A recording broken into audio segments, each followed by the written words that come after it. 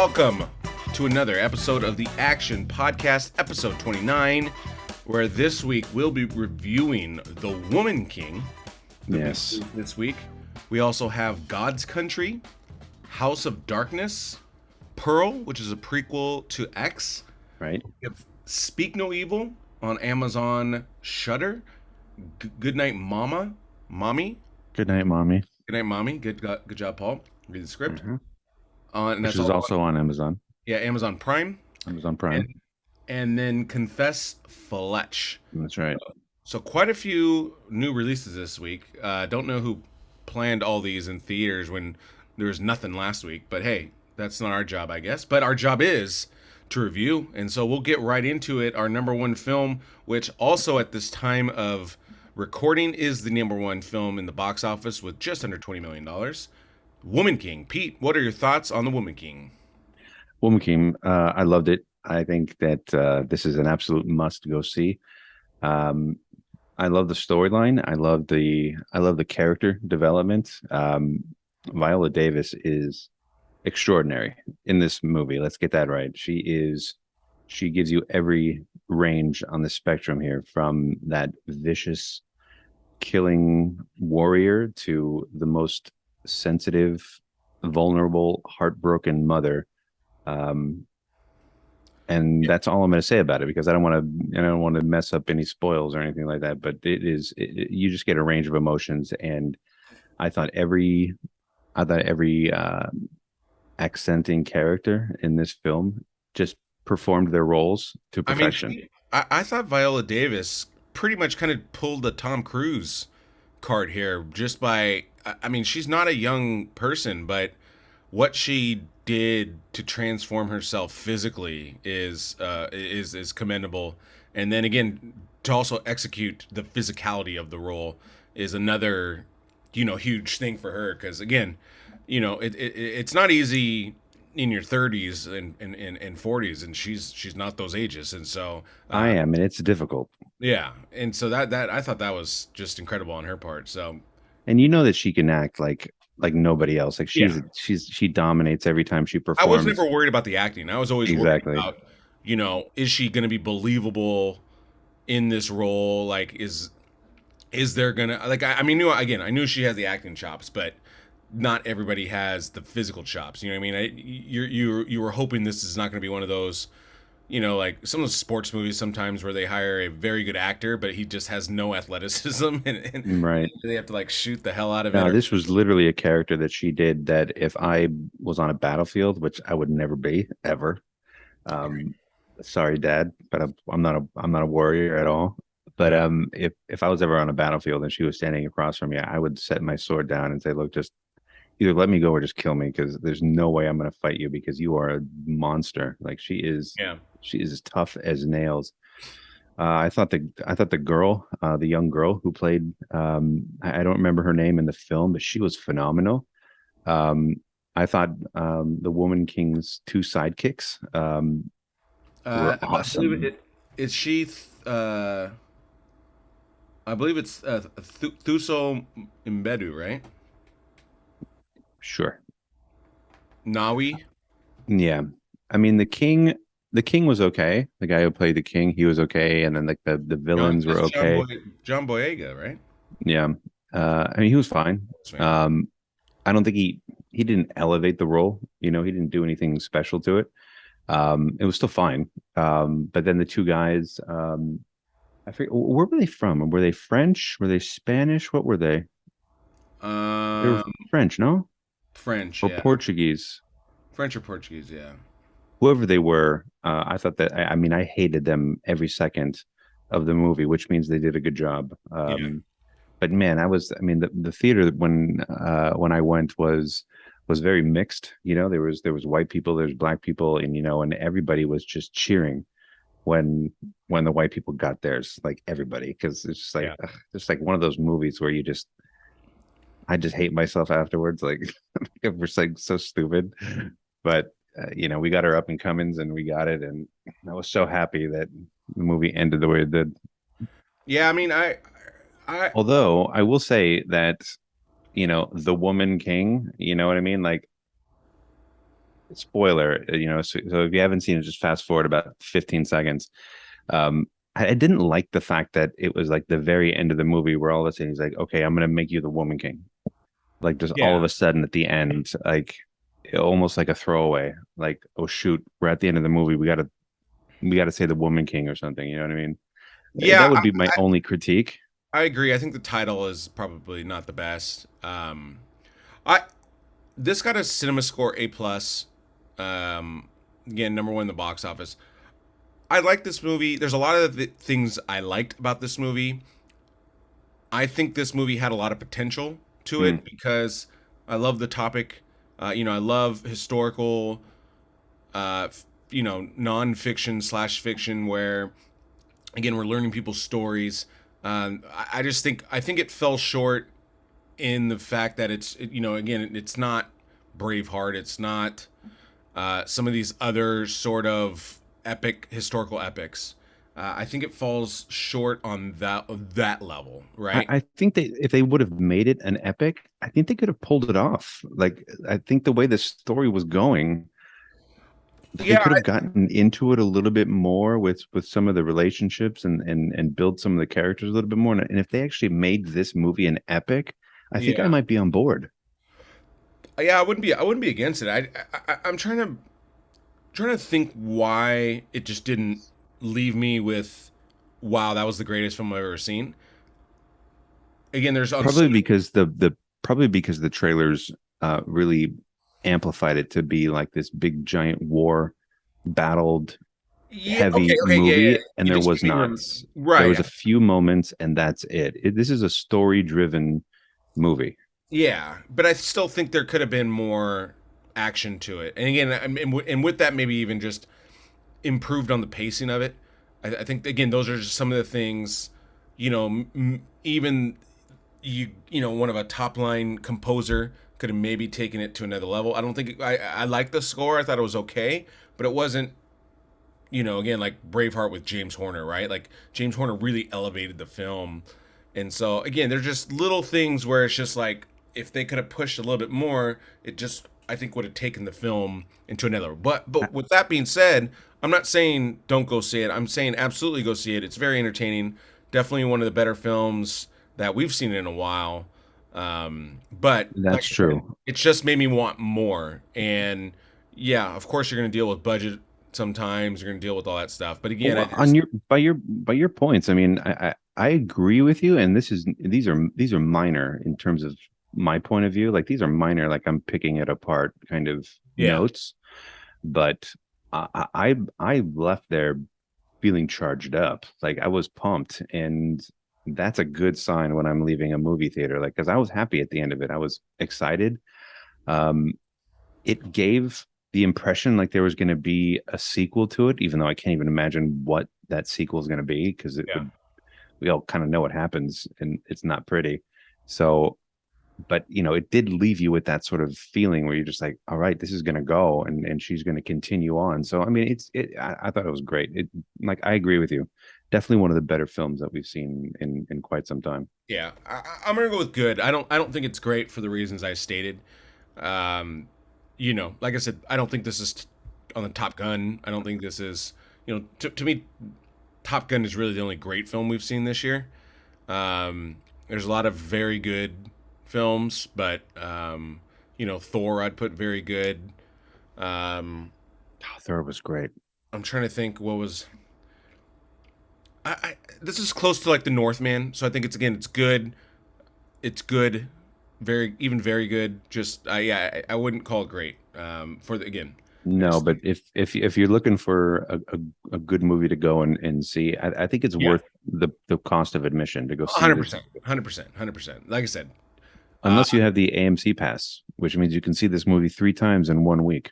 absolutely, absolutely. Get your AMC. I'll probably say it again. Sometimes when you see a film and you have expectations for it, and when it doesn't meet it, your feelings aren't always. They're not quite in reality, I guess, you're a little out of whack. And so when you see it maybe a second time with when your emotions are grounded, then you can kind of really watch the film for what it is, and then maybe you appreciate it more, maybe it gets better, who knows. But But with the way movies have been going lately, and because we've really tasked ourselves with watching everything, even like the Yeah. garbage, like the trailers out there that set you up for these movies so far, I would say it's like 90% that they just trick you into thinking it's a great movie and it's really not. This movie does, the trailer did tell you it's going to be action packed, it's going to be battles, and See, I it's going didn't to think be it was like this action whole thing. packed. I think that's what I wanted more of. I wanted Well, more yeah, action. exactly. But that being said, it's not yeah, I don't think it detracts from the movie. I've learned my lesson by going into movies, looking at the trailers and having an expectation, because I would have gone into this thinking that very same thing, but I went into it just to go and see it. And as I'm, involved in the story and I'm going along with the characters, I enjoyed myself every minute of this movie. Yeah, yeah. Like I'm looking at the ones we reviewed so far. Um, yeah, it's definitely in the top five films we've seen Mm-hmm. so far. Mm-hmm. And for nothing else, go and see Viola Davis. She is Yeah, phenomenal yeah. She's in this movie. Like, she's absolutely, incredible. absolutely. Man, she would whoop my ass like in 2 seconds. Nobody's debating that, Pete. No one's debating that. Okay, so let's move to our second movie. And Pete, you did not see this movie, correct? Is this me? God's Country. I didn't see God's Country. Okay, I saw God's Country. Saw it Maybe I'll last. shoot a private review and post it soon. Yeah, I do recommend seeing God's Country. This was a kind of a film festival favorite, starring Mm. Thandie Newton, and they call this kind of a neo western. Kind of takes place in Montana, maybe, but it's definitely one of those kind of northern wilderness type movies. And the plot is basically about a teacher that um, moves. She works for the university, and kind of one of those. She's Thandie Newton. Obviously, is a mixed race lady, and has to deal with essentially white trash people that kind of basically overstep on her property, and Mm. so she tries to handle it nicely, and of course chaos ensues. But it's one of those kind of gripping tales that really kind of moves well. And what I really liked about the film is, she's not perfect, and she's not perfect how she handles things. And so, you know, there's there's moral decisions in this film that make you could say, I don't know if that was the right move, and you can kind of critique it, and then you see the action of it, and you kind of Monday morning quarterback it. But that's what I really like about this film is it sparks kind of good debate, and you could see both sides of the coin sometimes with some of the arguments that both sides make, and so that's what makes it kind of compelling And I'm and sorry, when's the setting? Like, what time period? modern. Okay. Yeah, it's today, and but it's I thought Western for some reason. well, I said neo western. Ah, okay. I saw one of the reviews on the trailer, I think, said it. But yeah, I was super happy I see it. Again, one of these good kind of independent films that that really again is just a good watch.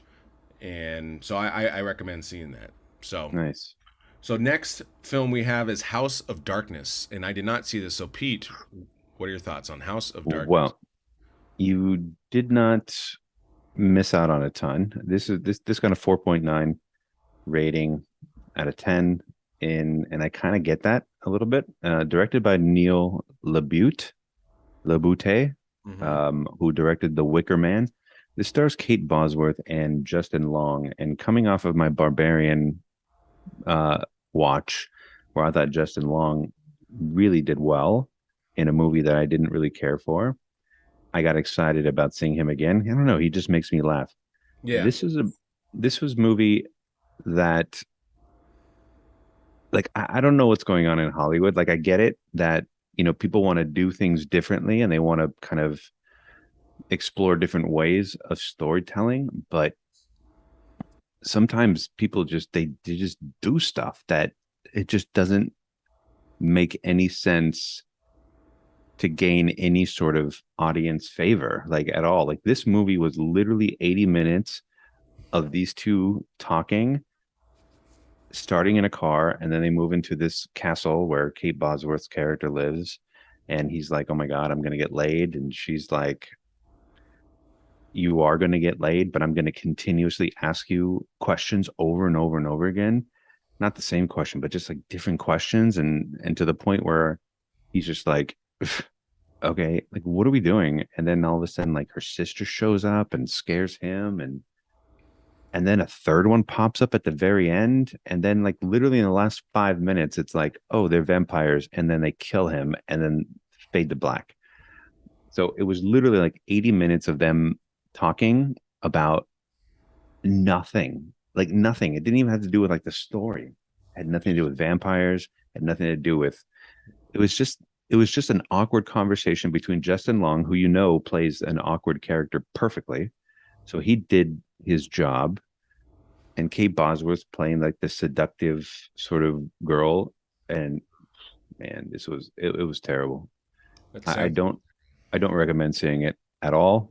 I would have given it less on if I was in charge of IMDb, but I mean, four it's nine is not good. So it's not good, and yeah, there's a reason for that.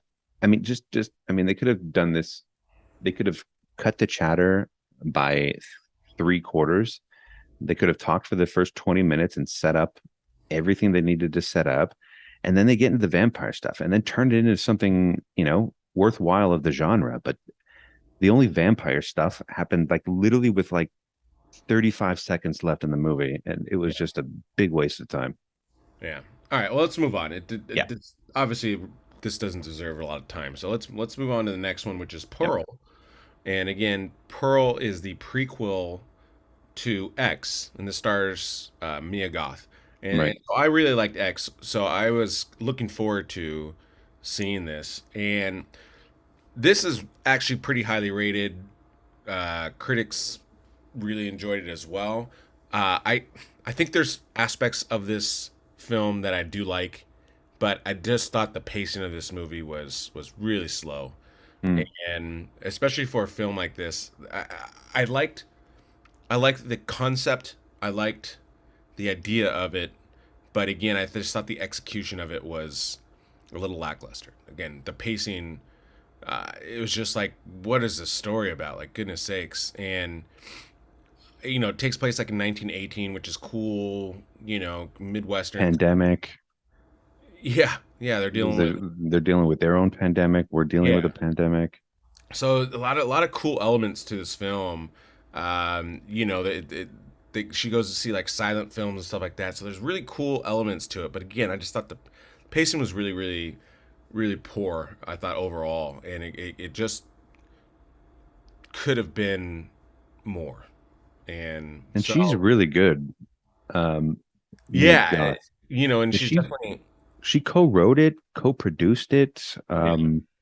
So I know she was heavily involved in the making of this. But what I don't understand, and I'm going to see it probably either tonight or tomorrow. What I don't understand is like if this is a prequel, she's the same age as she was in X, She's a different but character. oh, it's a different character. Yeah, she's So in X, what she's like well, the daughter of? spoiler alert. She's the grandma, or she's that old lady. You know how the old In lady's the X? villain? Yeah, she's the old lady, the villain.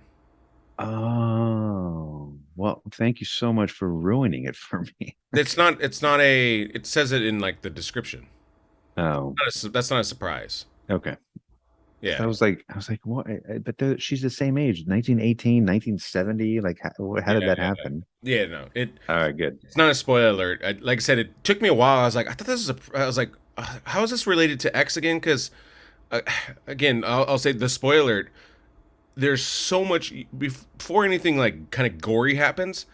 I didn't know what genre the film was. I'm like, Mm. what is this film about? Like, it really threw me off because Call it a slow burn, Paul. yeah, it was definitely a slow burn. So, see it at your own Discretion. discretion. Yeah, like I said, I really liked X. This is not X, but if you like that kind of genre, there's definitely some cringe moments in it, which to me is a good thing because you're always just like, it gives you a feeling, right? So Yeah.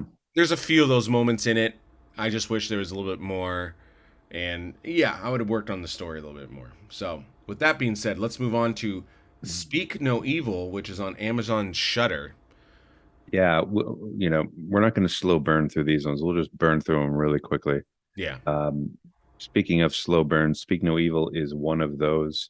Um, I can't even pronounce a lot of the names. I will try. Directed by Christian Taff Drup and starring Morten Burian, Sidsel Siem Koch, It's a and daily. Faye Van Hout. This is another like slow burn movie that just kind of builds and builds and builds, and they the tension that they have is all about this guy that they've met on vacation who ends up inviting them with one family invites another family over to their house for a vacation, but they don't really know him, so they kind of feel weird about going. And then when they get there, it's like their kid doesn't have a tongue, and he's really abusive, like verbally and kind of physically. So you think it's going in like that kind of direction, but then it just like three-quarters of the way, it just takes like this huge right turn, and it go see it if you want to. It's just like the way it ends, you're just like,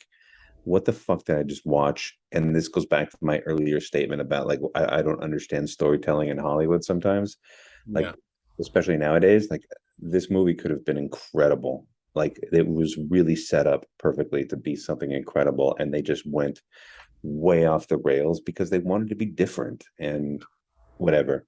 It got a 6.8 though, which And it was a Sundance selection, too. it means it's decent. At least it should be. But man, maybe I just don't get it. But the end result is fucked up, and it's you just I turned it off and I was just like, I'm going to bed. I'm so tired. My brain hurts. Yeah. All right. Well, and then the next one, Goodnight Mommy, which is on Amazon Prime, starring Naomi Watts. So, Pete, what is Yeah, this one got about a 5.5.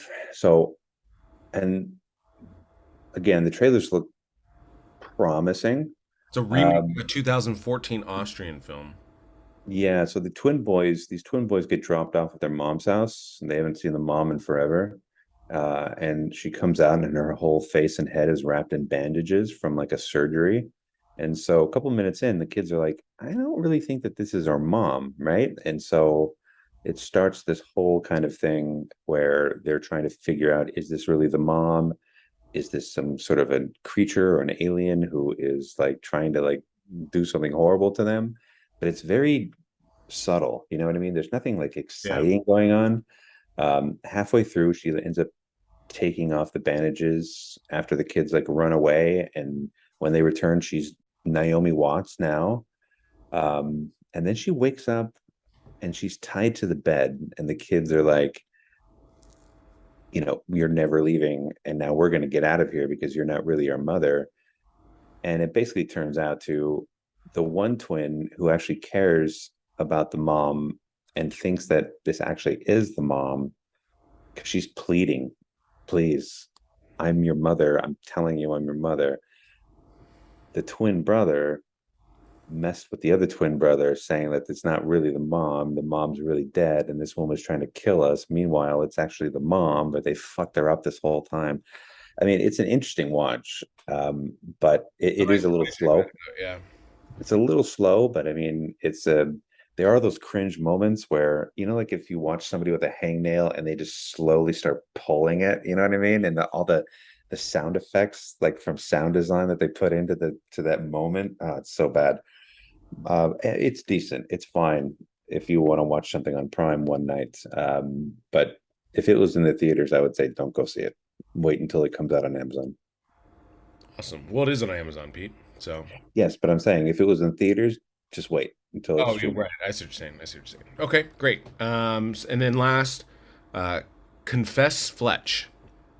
Now, Confess Fletch. Okay, this is directed by Greg Mottola, who did Adventureland. He did Superbad, and it stars Jonhamm. John Hamm is a an ex-investigative reporter who shows up at this house. There's a dead woman there. Now the FBI wants to they want him to confess because they think he did it, but meanwhile he's like trying to like recover a bunch of stolen artwork for his Italian girlfriend. And he's hilarious in this movie. John Hamm did a great job. This really didn't get a lot of press, and I didn't see a lot of marketing for this movie. I just happened upon it because I saw a trailer on YouTube. But I enjoyed it. It was funny. John Hamm's hilarious. Um, the FBI guy, I don't know And his name. this is a remake of the Chevy Chase films, right? Mm, well, I know Chevy Chase did Fletch, but I don't know if I don't think it was. I don't know a lot about the movie in terms of like how it came about, but I don't think that this is a remake of Fletch at all. It is in that world. It says this will be the first big screen Fletch film since Fletch Lives 1989, and the first Fletch film not to star Chevy Chase as Ah, Irwin M. Fletcher. well that So okay. so it's Well not that necessarily makes a remake. It's maybe just like like a James Bond, where it's or like a John Ryan where there's like a new actor every Jack Ryan, yeah. Jack Ryan, thank you. Yeah, maybe it's that. But John Hamm's good in this role, was perfect. It was funny. Um, when it comes out on streaming or if you can go and see it in the theaters, go do it. It's a fun 90 plus minutes. Nice. All right, all right. Well, that wraps up the new movies portion. We're going to go to our segment, Yippee Ki or as F. And we have three films for this, real quickly. The first one, and I didn't even know this was coming out, but it's called I Want to Dance with Somebody, which is the Whitney Houston biopic. I just saw this yesterday for the first time. Yeah, Just same. you. Same. Pete, what are your thoughts? Yippee Ki or Oh, yippee ki for me. I mean, when Whitney started, I was in high school. You know what I mean? That's how old yeah, I am. So I've seen this meteoric rise um, to the Star Spangled Banner. I mean, I remember that performance. It was like the only time that they actually released a single yeah. of the Star Spangled Banner, And and it seeing was on Whitney films Houston. was really cool in the trailer. Yeah, and then to see her decline, and it was just so sad. I mean, and I had a voice coach back in the day who told me specifically, she's like, Whitney's going to lose her voice because she doesn't sing with her diaphragm. She sings with her throat. And I'm like, I don't even know what she's talking about. So she like kind of predicted this sort of decline in her voice. And I don't know. I'm really kind of curious to see how they play out Yeah. this. I hope it's like a walk the line where it's really gritty and it doesn't hold anything Yeah, back, Like Ray, yeah. like a Ray, you know what I mean? Because I want to know everything about her. I want to know her relationship with Bobby Brown, and I want to know Yeah, all of it. You know what I mean? It just helps to for sure. it helps to make her more relatable. So she's not this epic superstar. She's a human being like you and me. So Yeah. that's the kind of stuff I want to see. I, So bet I yeah, yippee sing ki for me. I sing very similarly, so Yippee ki yay for me. yeah, same here. And I remember hearing one story about Whitney Houston. I don't remember who told me, but they were talking about how, and this was definitely towards the latter part of her career, where you know there would be performances where they would have to cancel because she was just blitzed out of her mind. And I think something like they filmed the rehearsal, and it was something that's going to be aired live, and they Mm. filmed the rehearsal, and then when it came to like the real one, she couldn't do the concert, and so they had to air the rehearsal. And again, I forget where I heard that story from, but again, hopefully this is more Ray, less Elvis, I guess, for lack of a better. And a lot of the young kids out there in our audience don't remember what impact she had when the Bodyguard came out, Yeah. and the music, and it was And it, it- I, that song exploded everywhere, and she just went like from superstar to like mega for sure. superstar at that point. It was just incredible to watch and to experience. Yeah, for sure. The next one is the new Damien Chazelle film called Babylon, and it stars Margot Robbie and Brad Pitt, coming out January 6th. And Pete, what are your thoughts on that one? I thought that was Christian Bale, no? He might be in it too. There's tons of people in it. Yeah, no, I think that's or no, I'm thinking of Amsterdam. Oops. He's in it. Babylon. Yeah, no, I mean, you put Margot Robbie in any movie, I'm gonna go see it because like Anna de Armas, like those two women are just incredibly wonderful to look at, as well as incredibly talented. They can do a multitude of roles, and they crush it every time. Yeah. Um, and you put Brad Pitt in anything, I'm watching it because I mean, as much as some guys don't like him because he's so good looking, I mean, that dude has never done a bad performance, even if it's like the smallest role to the biggest role. That guy crushes every time. So that's a massive yippee ki for me. Yeah, for sure. I same. Nothing to add on that. I mean, you pretty much nailed it on the head. Damon Point for Chazelle, Pete. Damon Chazelle, Margot Robbie, Brad Pitt. Easy call And on that one. and he made the greatest movie of all time, Whiplash. So I mean, it's like, how Yeah. could this not be the greatest movie? Part two. Yeah. And then the last one is Guillermo del Toro's Pinocchio, which comes out December 9th. So yippee ki Pete, or as if. I'm leaning as if on this one, and it's a two-pronged sort of approach. One is that, like Radiohead, like you have to be in a mood to listen to Radiohead, and you kind of have to be in a mood sometimes to watch Del Toro's movies. Like they're just Yeah. there's And something about obviously, them. You know what I mean? Like I got to be in the right mindset. And the other thing is that the Pinocchio's just came out, like just a blatant ripoff of the original, just enhanced to today's technology. But at the same time, like I wasn't really thrilled about it. I mean, it was fine. I mean, I'm going to watch it yeah. with my kids, and they're going to be pumped. Um, but I don't know. This Pinocchio one, right now is like it's like Deep Impact coming out after Armageddon. It's like it was the other way around. Deep Impact or came the out other way around, first. whatever. I'm hoping this is Armageddon. I'm hoping this is Armageddon 2. We just saw Deep Impact.